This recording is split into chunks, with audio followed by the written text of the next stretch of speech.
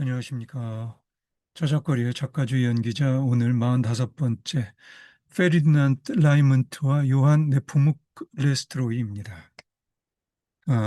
라이문트의 오스트리아 50실링 화폐 속의 모습이죠. 음, 오스트리아 사람이라면 거의 모르는 사람이 없는 페르디난트 라이문트와 네스트로이는 1800년대 활약한 오스트리아의 극작가이자 희곡 연기자입니다.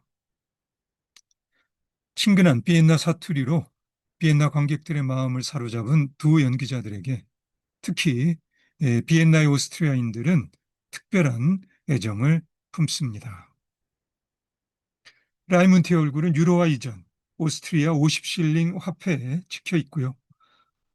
매년 최우수 독일어 연극에 주는 네스트로이상은 오스트리아 비엔나에서 주관하는 상으로 네스트로이에게서 그 이름이 유래되었죠.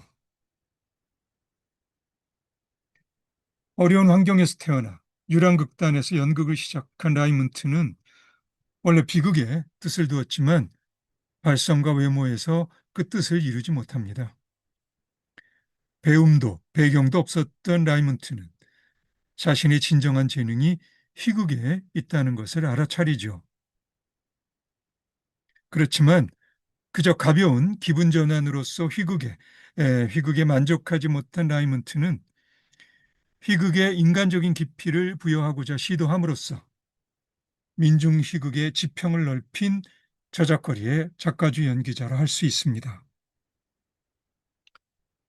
비엔나의 민중극장에서 불기 시작한 라이문트 선풍은 점차 상류계층의 온상인 비엔나 궁정극장까지도 사로잡게 됩니다.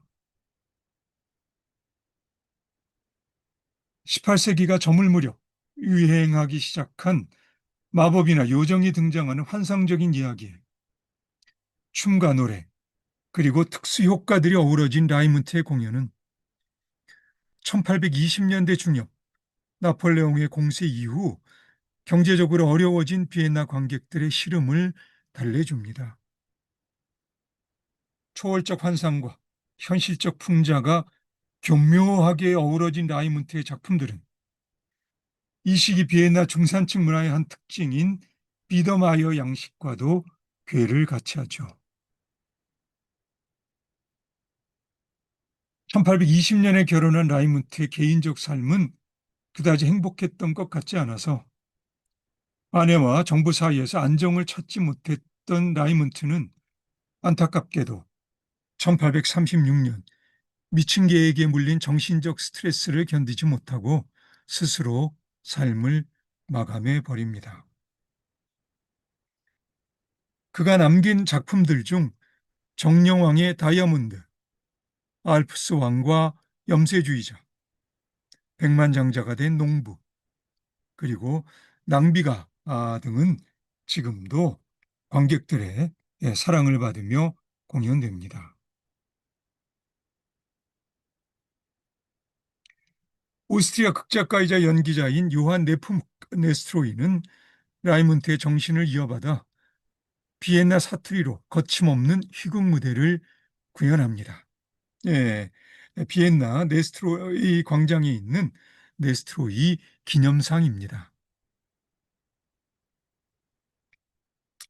하지만 라이문트의 아직 순수한 동화적 세계와 비교할 때 네스트로이의 세계는 거친 풍자와 독설의 세계라고 말할 수 있을 겁니다.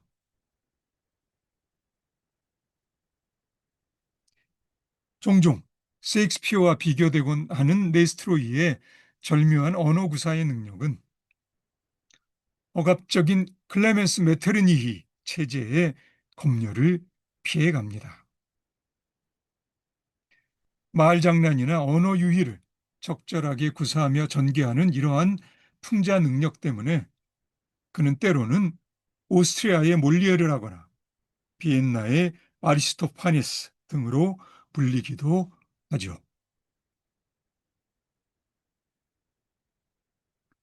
오페라에서 베이스 가수로 활약할 때부터 대본에 없는 즉흥적 코믹 연기로 악명 높던 레스트로이는 자신의 희곡이 공연될 때 연기자로 참여하면서 모나고 음영 짙은 역할을 생생하게 연기합니다.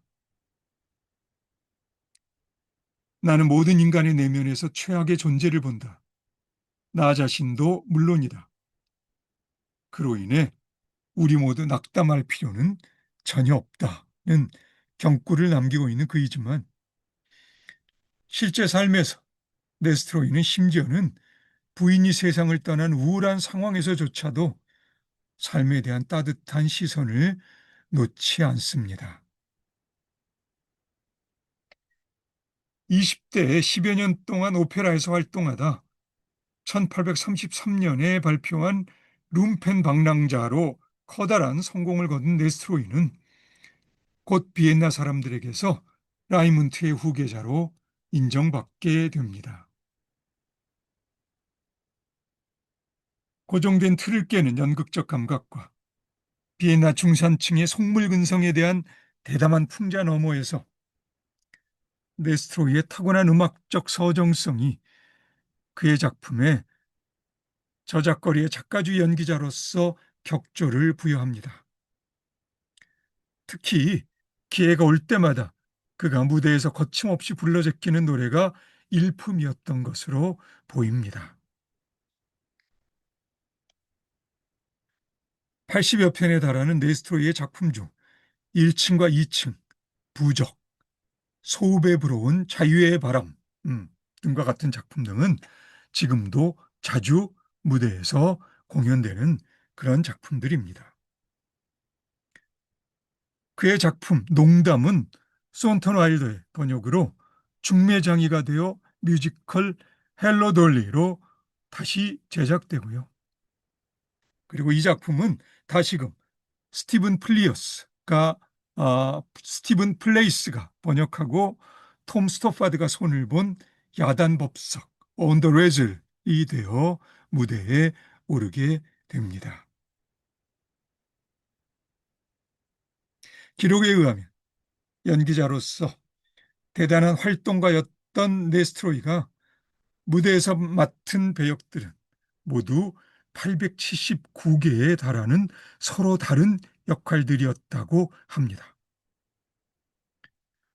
그가 연기한 역할들은 거의 예외 없이 보통 독일어권에서는 포세라 부르는 비엔나 저작거리의 민중적 통속기극 전통의 풍자소극이었습니다. 네스트로이가 이렇게 다채로운 역할들을 연기할 수 있게끔 판을 만들어준 사람은 이름도 씩씩한 칼 칼입니다. 칼 칼은 1831년 비엔나 강변극장에서 네스트로이와 인연을 맺은 이래 1838년 레오폴드 슈타트 극장과 1847년 이 극장을 다시 꾸민 칼 극장에 이르기까지 긴 세월 네스트로이의 충실한 후원자였습니다. 예, 과이죠. 레오폴드 슈타트 극장과 칼 극장에 이르기까지 카을 칼은 긴 세월 네스트로이의 충실한 후원자였습니다. 1854년 칼이 세상을 떠난 후 네스트로이는 1860년 은퇴할 때까지 이 극장의 책임자였습니다.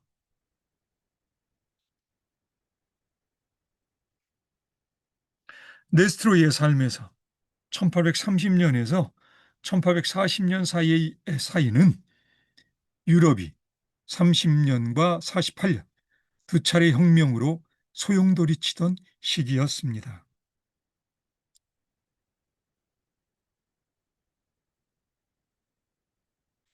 1848년 프랑스 파리의 2월 혁명과 오스트리아 비엔나의 3월 혁명 이후 이제 유럽은 중산층 시민 계급을 중심으로 한 가치관과 세계관이 지배하는 그러니까 뭐 어떤 의미에서 문화사적 맥락에서 보통 근대라 부르는 시기로 접어듭니다. 1854년 카알 극장의 책임을 맡게 된 네스트로이는 평소에 즐겨 입던 허름한 작업복을 벗어버리고요. 그리고 깨끗하고 세련된 신사복을 입습니다. 예, 이렇게 저작거리의 작가주 연기자로서 네스트로이의 창의적 역할도 이제 서서히 저물어가나 봅니다. 희극에서 라이먼트와 네스트로이의 정신을 이어받은 알렉산더 기라르디는 오스트리아의 사랑받는 성악가이자 연기자입니다. 알렉산더 기라르디의 사진이죠. 훈남입니다. 그렇죠? 음, 그는 1차 대전 전까지 비엔나 오페레타의 활기를 대표하는 연기자라 할 수 있습니다.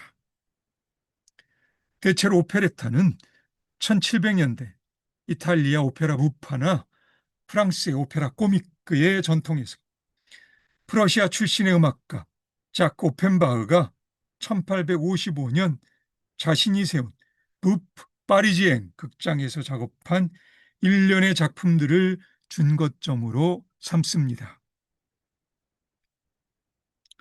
나폴레옹 3세 치하 프랑스 제2제정기의 흥청망청한 문화적 대기권과 맞물려 오펜바흐의 오페레타는 바리에테 극장을 거점으로 급유행의 물살을 타는데 이 물살은 비엔나의 요한 스트라우스 2세나 프란츠 레하르 또는 영국의 길버트와 설리번 등의 작품들로 전개됩니다.